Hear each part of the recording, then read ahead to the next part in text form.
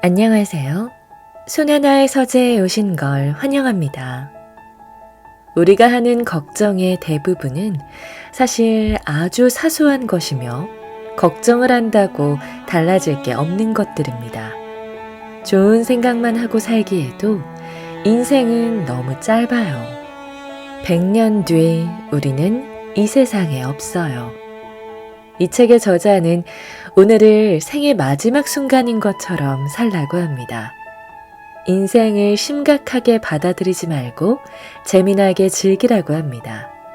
무거운 걱정을 내려놓고 마음 편히 살려면 어떻게 해야 하는지 같이 읽어볼까요?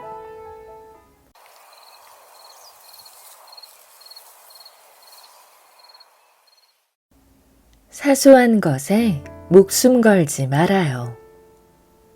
조금만 생각해보면 정말 별것 아닌 일인데 그 일에 빠져 허우적댈 때가 있습니다. 사소한 문제와 걱정에 집중하다가 결국 균형 감각을 잃고 일을 엉망으로 만들어버리는 거죠. 예를 들어 심한 교통체증 때문에 짜증이 난 상황에서 마침 내 앞으로 끼어들기를 하는 차가 있다고 칩시다. 그런 경우 대개 그 일을 그냥 흘려보내지 못하고 화를 내게 되지요. 그렇게 성질을 부리는 자신을 정당화하면서까지 말이죠. 심지어 한참 시간이 흐른 뒤에도 그 일을 곱씹으면서 글쎄 그 차가 말이야 라며 분통을 터뜨리기도 합니다. 앞차가 저렇게 운전하다가 어디서 사고를 내든 말든 지금은 그냥 끼어들게 내버려 두면 어떨까요? 혹은 다급한 상황 때문에 서둘러야 하는 고통을 공감하면서 일말의 동정심을 가져본다면요. 이러면 평온한 마음도 유지하면서 남의 일이 내 문제가 되는 상황도 피할 수 있겠지요. 우리의 일상에는 이런 사소한 일들이 매일 일어납니다. 길게 늘어선 줄에서 한없이 기다려야 한다거나 자신의 잘못이 아닌데도 부당한 비난을 듣게 되거나 공정하지 못하게 일이 분배되어 대부분을 혼자 처리해야 하는 등 이런 사례는 수도 없이 많습니다. 이런 사소한 것들에 대해 쓸데없이 걱정하고 짜증내지 않는 법을 배운다면 엄청난 보상이 돌아올 겁니다.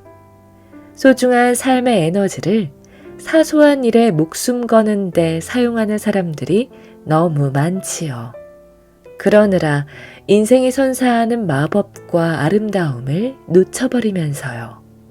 이제부터라도 사소한 것에 목숨 걸지 않겠다는 목표를 세우고 그런 삶을 사는 데 전념한다면 더 친절하고 멋진 사람이 되는 데 쓸 수 있는 에너지를 훨씬 많이 갖게 될 겁니다. 불완전함을 선물로 받아들여요. 저는 아직까지 온전히 내적 평화를 이룬 완벽주의자를 만나본 적이 없습니다. 완벽하고 싶은 욕구와 내면의 평온은 늘 서로 충돌하기 마련이지요. 지금 있는 그대로가 아니라 더 나은 특정한 모습으로 바뀌어야 한다는 생각에 사로잡힌다면 우리는 결국 질 수밖에 없는 싸움을 하는 셈입니다. 현재 가진 것에 만족하고 감사하지 못한 채 어떻게 고쳐야 할지에만 집착하는 것이죠. 이렇게 잘못에만 집착한다면 결국 불만족과 불안에 휩싸이고 맙니다. 어지러운 옷장이나 자동차에 긁힌 자국, 기대에 못 미치는 성과처럼 자신과 관계된 문제든 아니면 남들의 외모, 행동, 삶의 방식이 가진 불완전함이든 간에 불완전함에만 집중하는 우리는 부드럽고 온화한 삶이라는 목표로부터 멀어질 수밖에 없습니다.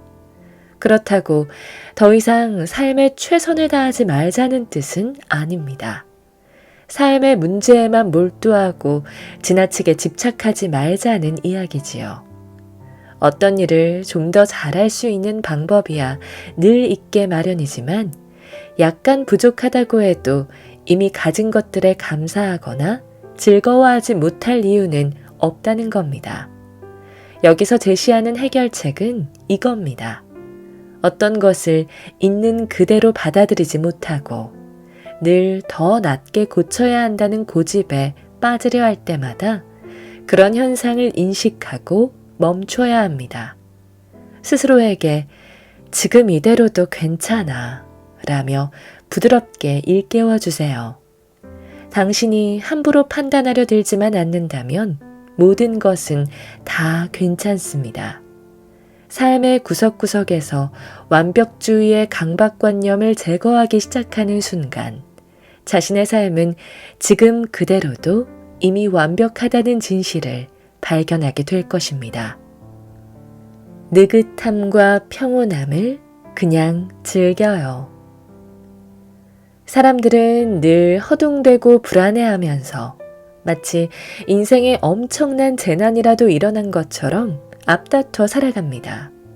마치 조금이라도 더 느긋하고 다정한 사람이 되었다가는 목표를 향해 나아가는 진취적인 자세가 사라져버릴까봐 두려워하는 듯 말이죠. 게으르고 심드렁한 사람이 될까 봐서요. 하지만 실제로는 오히려 정반대의 일이 일어난다는 사실을 깨닫는다면 이런 두려움은 자연히 사라지겠지요. 두려움과 초조함에 사로잡힌 상태가 유지되면 당신의 내면으로부터 엄청난 에너지가 빠져나가 버리고 창의적인 생각과 도전 정신이 사라지게 됩니다. 뭔가를 미칠 듯이 두려워하고 걱정할 때 당신은 기쁨을 잃어버리는 것은 물론 자신이 가진 가장 뛰어난 잠재력마저 스스로 묻어버리게 되는 겁니다.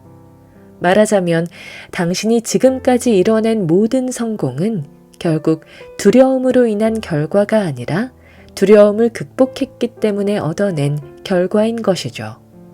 운 좋게도 제 주변에는 항상 느긋하고 평온하고 다정한 사람들이 많습니다. 그 중에는 유명한 작가, 자녀에게 아낌없이 사랑을 베푸는 부모, 친절한 상담가, 성실한 IT 전문가, 최고의 경영자도 포함돼 있죠. 이들 모두가 자신의 일에 성취감을 느끼고 탁월한 능력을 갖춘 사람들입니다. 제가 살면서 알게 된 중요한 교훈을 하나 알려드리지요. 우리가 진정으로 바라는 내면의 평화가 우리 안에 깃드는 순간 욕망, 걱정, 필요는 더 이상 우리의 정신을 괴롭히지 못하게 됩니다. 그럼으로써 자신의 목표에 집중하고 성취하고 나아가 남들에게 베풀기도 한결 쉬워질 겁니다. 생각의 눈덩이에 짓눌리지 말아요. 좀 더 평온한 사람이 되기 위한 효과적인 방법 중 하나는 부정적이고 불안한 생각이 얼마나 빨리 커져서 결국 자신을 통제 불능 상태로 만드는지 깨닫는 것입니다. 생각에 사로잡혀 있을 때 자신이 얼마나 긴장된 상태에 놓이는지 느껴본 적 있나요? 당신을 화나게 만들었던 그 일을 하나하나 떠올리면서 그 기억 속으로 더 깊이 빠져들수록 당신의 기분은 점점 더 엉망이 되고 말지요. 하나의 생각이 다음 생각으로 이어지고 거기서 또 다른 생각이 나타나고 당신을 완전히 뒤집어 놓을 때까지 이 악순환은 계속될 겁니다. 예를 들어 한밤중에 잠에서 깼는데 불현듯 다음날 꼭 걸어야 하는 전화가 떠올랐다고 칩시다. 그런데 당신은 중요한 일을 잊지 않고 기억해냈다는 사실에 안도하지 않고 다음날 해야 할 다른 일들 전부에 대해서까지 생각하기 시작합니다. 내일 직장 상사와 나누게 될 대화를 마음속으로 연습해보는 지경까지 이르자 당신은 슬슬 화가 치솟기 시작하죠. 이런 생각이 듭니다. 세상에, 내가 이렇게 바쁘게 살고 있다니. 하루에 전화를 50통이나 걸어야 해. 이렇게 사는 사람이 나 말고 또 있을까? 이런 생각이 계속 불어나서 결국 스스로에 대해 연민을 느끼는 단계까지 이르고 말지요. 이렇듯 스스로에게 생각의 공습을 퍼붓는 사람들이 많습니다. 제 고객들도 이와 비슷하게 상상 속의 리허설에 밤낮으로 시달린다고 하더군요. 머릿속이 걱정과 분노로 차 있는데 마음의 평화를 얻는다는 건 어불성설이겠지요. 해결책은 간단합니다. 생각이 점점 커지기 전에 지금 머릿속에서 무슨 일이 일어나고 있는지를 알아차리는 겁니다. 더 빨리 알아차릴수록 나쁜 생각이 눈덩이처럼 불어나기 전에 멈추기가 쉽습니다. 앞서 예로 들었던 상황으로 다시 돌아가 보지요. 당신은 내일 할 일 목록을 떠올리기 시작합니다. 다만 이번엔 그 일들에 집착하는 대신 자신에게 이렇게 말하는 겁니다. 어휴, 내가 또 이러고 있네. 당장 그만둬야지.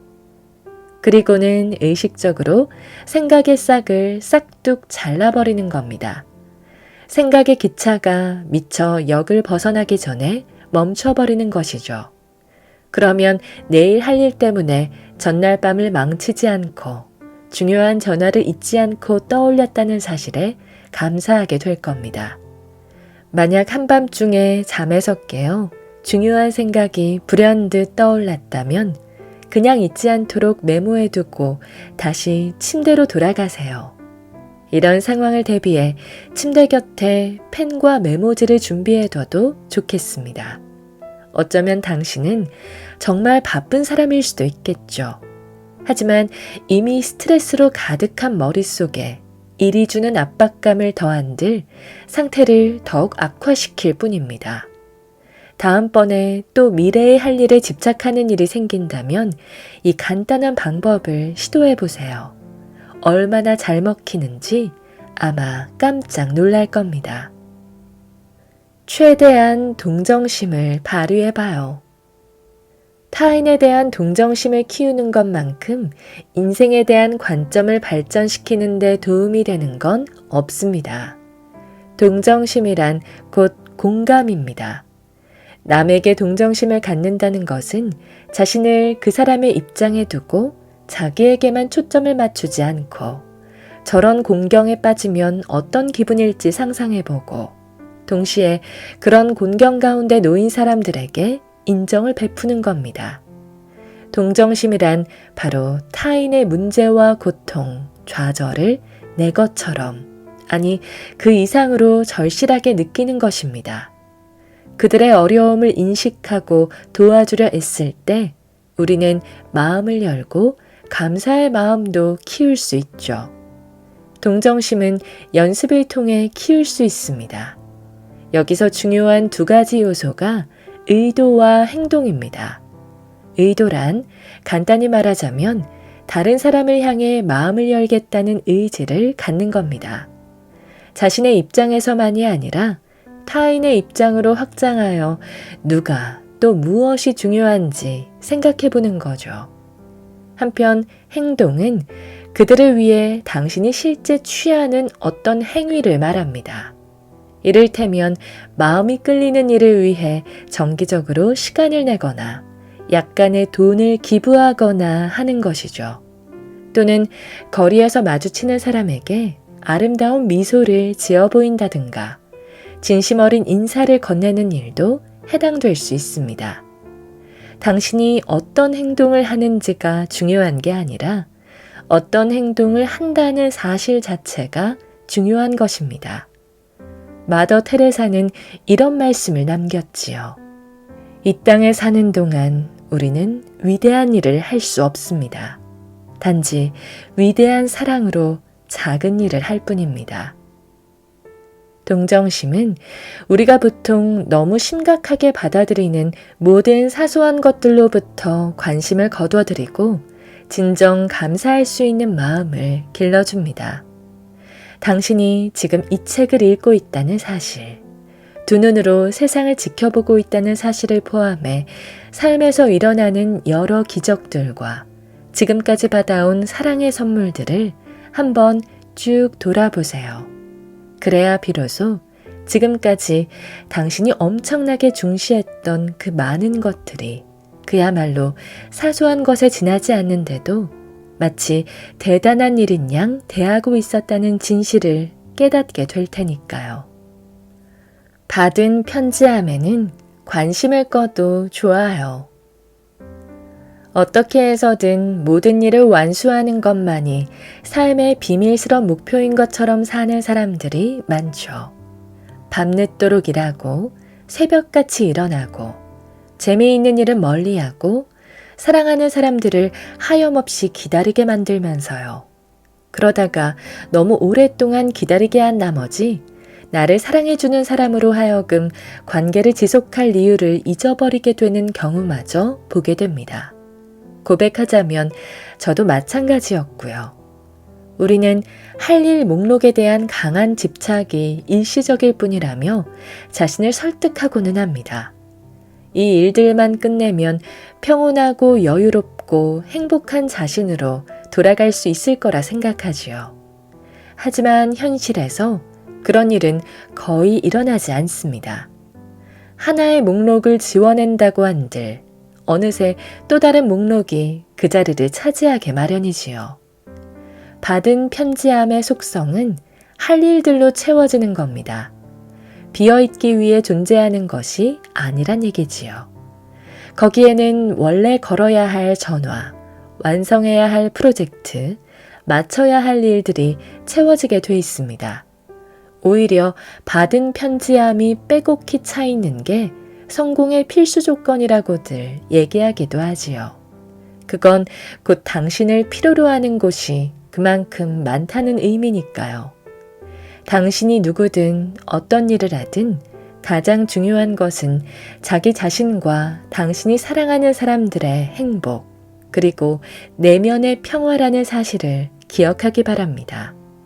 만약 일을 끝내는 데에만 집착한다면 행복은 당신에게서 점점 멀어질 수밖에 없는 겁니다. 사실 거의 모든 일들은 조금씩 기다리게 해도 큰 문제가 되지 않지요. 그 중에 비상사태에 범주에 들 만한 일은 그리 많지 않습니다. 다만 일할 때 그 일에 제대로 집중하기만 한다면 시간 내에 마무리할 수 있습니다. 저는 깨달았습니다. 삶의 목적이란 일을 끝마치는 데 있는 것이 아니라 일이 진행되는 각 단계를 즐기며 사랑으로 가득한 삶을 살아가는 것이라는 사실을, 그리고 이 사실을 자신에게 자주 일깨울수록 할 일 목록에 있는 항목을 어서 끝내버리려는 집착을 좀 더 잘 통제할 수 있게 된다는 그 이면의 비밀 또한 말이죠. 생각해보세요. 당신이 이 세상을 떠나는 그 순간에도 아직 끝내지 못한 일들이 여전히 남아있을 겁니다. 하지만 그 일은 당신이 아닌 또 다른 사람이 처리할 몫일 뿐이에요. 이제 더는 어쩔 수 없는 걱정 때문에 삶의 소중한 순간들을 흘려보내지 않길 바랍니다. 다른 사람의 말을 자르지 말아요. 제가 다른 사람의 말을 얼마나 자주 가로막고 자르는지 깨달은 지는 불과 몇 년이 지나지 않았습니다만 일단 깨달은 이후에는 그 습관이 얼마나 파괴적인지 쉽게 알 수 있었지요. 타인의 존중과 사랑을 크게 해칠 뿐 아니라 나 자신과 상대방, 둘의 머릿속을 동시에 읽느라 많은 에너지를 소모하게 만들기 때문이었습니다. 잠깐만 생각해 보세요. 사람들의 말을 재촉하고 그들이 말하는 도중에 끼어들거나 말을 자르려면 자신의 생각뿐 아니라 상대의 생각까지 놓치지 않아야 합니다. 그런데 바쁜 사람들이 흔히 보이는 이런 습관은 대화 당사자들의 말과 생각의 속도를 빨라지게 만들고 말지요. 그래서 결과적으로 모두가 긴장과 짜증, 피곤과 분노의 상태에 빠지기 쉽습니다. 또한 언쟁의 불씨가 되기도 합니다. 왜냐하면 누구에게든 어떤 경우든 분노를 유발하는 확실한 원인이 하나 있다면 그것은 저 사람이 내 이야기를 들어주지 않아 이기 때문이죠. 상대방이 아니라 내가 말을 하고 있는데 그 사람이 무슨 말을 하는지 들을 수 있는 방법은 없잖아요. 다른 사람의 말을 가로막는 나쁜 성향은 원래 악이 없는 버릇에서 비롯된 것이지만 너무 익숙해진 나머지 자신에게 그런 성향이 있다는 걸 미처 눈치채지 못하게 되어 굳어진 경우가 많지요. 이건 오히려 긍정적인 소식입니다. 왜냐하면 설령 방심하여 상대방의 말을 자르려는 순간이 와도 자신을 잠깐 멈추기만 하면 되는 거니까요. 가능하다면 대화가 시작되기 전에 인내와 기다림이 필요하다는 점을 자신에게 상기시키는 게 좋습니다. 다른 사람이 말을 끝낼 때까지 기다렸다가 입을 열겠다고 다짐해 보세요. 이 간단한 행동의 결과로 당신의 삶 속에 있는 사람들과의 상호작용이 얼마나 좋아지는지를 바로 알 수 있습니다. 당신과 대화하는 사람들은 당신이 자신의 말을 들어주고 있다는 느낌을 얻고 마음이 한결 편안해질 테니까요. 당신 또한 상대방의 말을 자르지 않을 때 훨씬 더 여유로워질 겁니다. 심장박동이 차분해질 것이고 대화를 서두르지 않고 즐길 수 있게 될 거예요. 자신을 보다 평온하고 다정한 사람으로 만드는 쉬운 방법이지요. 남몰래 친절을 베풀어 봐요. 자신이 베푼 선행과 친절에 대해 말하길 즐기는 사람들이 많습니다. 여기에는 칭찬받고 싶은 마음이 은근히 자리하고 있지요.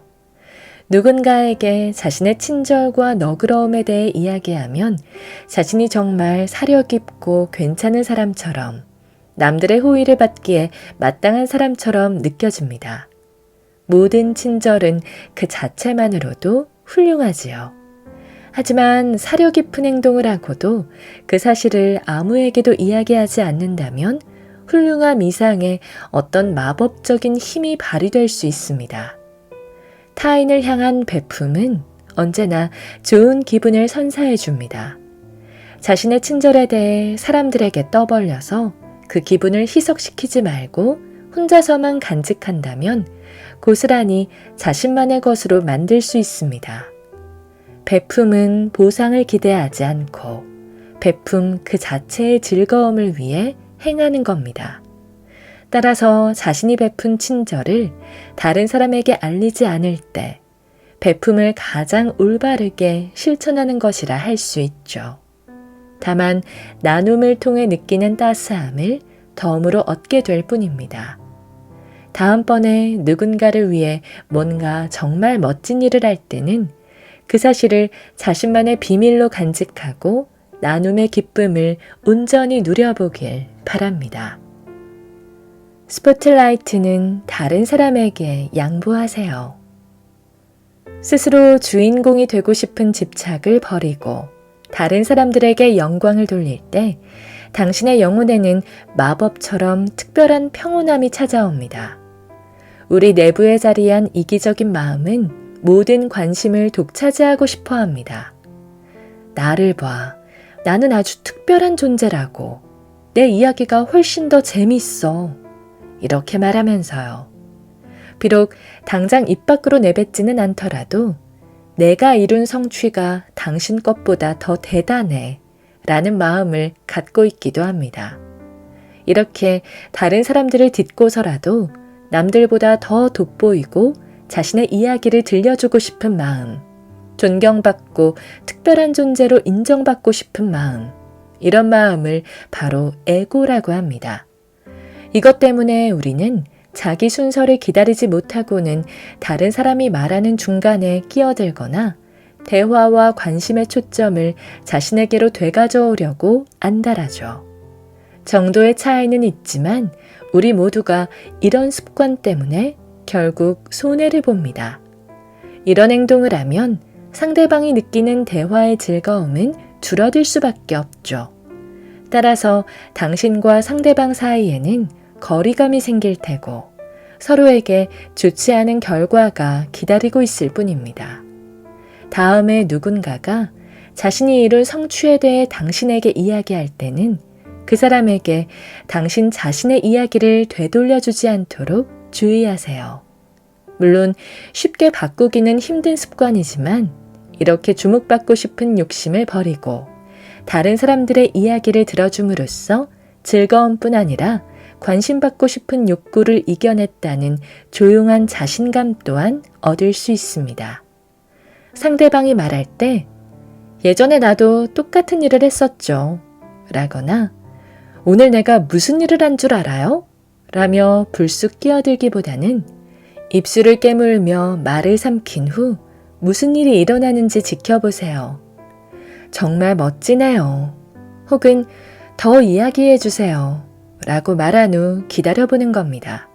그러면 상대방은 당신과의 대화를 훨씬 더 즐거워하게 될 겁니다. 당신이 그 사람의 말을 주의 깊게 경청하면서 그 순간을 함께 해준다면 그는 당신과 경쟁하고 있다는 느낌을 받지 않을 거예요. 그 결과 그는 당신과 함께 할 때 편안함을 느끼고 그로 인해 더 재미있고 자신감 있는 사람이 될 겁니다. 당신도 역시 의자 끝에 걸터 앉아 초조하게 자신의 순서가 돌아오기를 기다리지 않아도 되니 느긋하게 대화를 즐길 수 있을 거고요. 이것만은 분명합니다. 일방적으로 많은 대화를 하는 것보다 서로의 경험을 주고받고 서로가 상대의 말에 관심을 갖고 서로에게 주목하면서 대화를 나누는 게 중요합니다. 대화 중에 상대의 말을 가로채고 싶은 충동적 욕구를 다스릴 필요가 있다는 뜻이죠. 오히려 모든 관심을 독차지하고 싶은 욕구를 내려놓고 다른 사람들의 말에 관심을 기울인다면 남들로부터 얻고자 했던 관심은 내면의 자신감으로 조용히 대체될 것입니다. 오늘이 생의 마지막인 것처럼 살아요. 당신은 언제 세상을 떠나게 될까요? 50년 후, 20년 후, 10년 후, 5년 후, 아니면 오늘? 지난번에 사람들에게 물어보니 아무도 대답하지 못하더군요. 저는 뉴스를 듣다가 종종 이런 생각을 합니다. 퇴근길에 교통사고로 죽은 저 사람은 가족들에게 얼마나 사랑하는지를 표현했을까? 그는 인생을 잘 살았을까? 충분히 사랑하며 살았을까? 한 가지 분명한 사실은 그의 받은 편지함에는 마치지 못한 할 일들이 여전히 쌓여 있을 거라는 점입니다. 사실 우리 중 누구도 자신이 얼마나 오래 살지 모릅니다. 하지만 슬프게도 마치 영원히 살기라도 할 것처럼 살아가고 있죠. 마음 깊은 곳에 진정 원하는 것들을 담아두고 자꾸만 뒤로 미룹니다. 사랑하는 사람들에게 그들을 얼마나 소중히 여기는지 말하고 혼자만의 시간을 갖고 좋은 친구를 만나러 가고 아름다운 곳을 찾아가고 마라톤을 하고 진심 어린 편지를 쓰고 자녀와 함께 소풍을 가고 명상을 배우고 좀 더 남의 말을 잘 들어주는 사람이 되는 것 등 우리가 마음 깊이 원하는 일들이 너무나 많죠. 그런데 우리는 정교하고 세련된 근거들을 그럴듯하게 꺼내놓으면서 미루기를 정당화합니다. 그래놓곤 별로 중요하지 않은 사소한 일에 시간과 에너지를 쏟아붓고 말죠. 중요한 일을 할 수 없는 이유를 찾아내고 결국 그 이유는 그대로 우리의 한계가 되어버립니다. 이 책을 마무리하면서 당신에게 이렇게 제안하고 싶네요. 바로 오늘이 이 세상에서 보내는 마지막 날인 것처럼 살라는 겁니다. 저는 이 제안이 매우 적절하다고 생각합니다. 무모하게 살라거나 책임감을 던져버리라는 게 아니죠.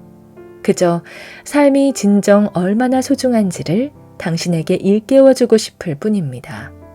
언젠가 제 친구 중 하나가 이렇게 말했습니다. 인생은 심각하게 살기엔 너무 소중해. 10년이 지나고 나서야 저는 그의 말이 옳았음을 깨달을 수 있었죠.